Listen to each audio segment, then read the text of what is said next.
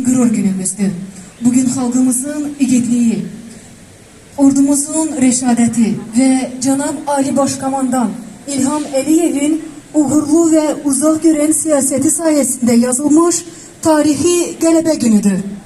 44 günlük vətən müharibəsi halkımızın birliğini, qəhrəmanlığını ve torpaqlarımıza olan sonsuz sevgisini bütün dünyaya bir daha beyan etti.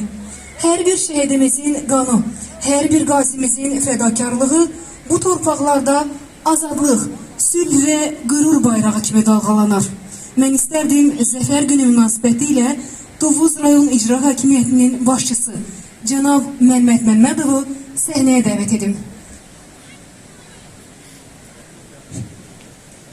Aziz Tovuzlular, çok değerli şehit valideynlerimiz, yiğit qəhrəman qazilərimiz, müharibə iştirakçıları, hörmətli qonaqlar, hər birinizi bu şanlı 8 noyabr Zəfər günündə salamlamaktan məmnuniyyət duyuram və sizin hər birinizi 8 noyabr Zəfər günü münasibətilə səmimi qəlbdən təbrik edirəm.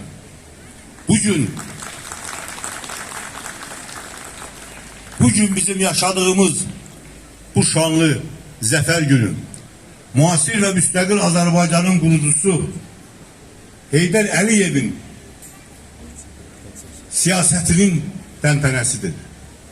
Bu siyaset Müzəffər Ali Başkomandanımız İlham Əliyev tərəfindən uğurla, qətiyyətlə yerine getirerek biz bugünkü zəfərə nail olmuşuq. Bu zəfəri bizə şanlı Azərbaycan ordusu, bu zəfəri bizə öz qanını, canı bahasına bu torpaqları azad edən şəhidlərimiz bəxş edib. Bu zəfəri bizə qəhrəman qazilərimiz, müharibə iştirakçılarımız bəxş edib. Mən bugünkü bayram günündə bütün şəhidlərimiz qarşısında baş əyirəm.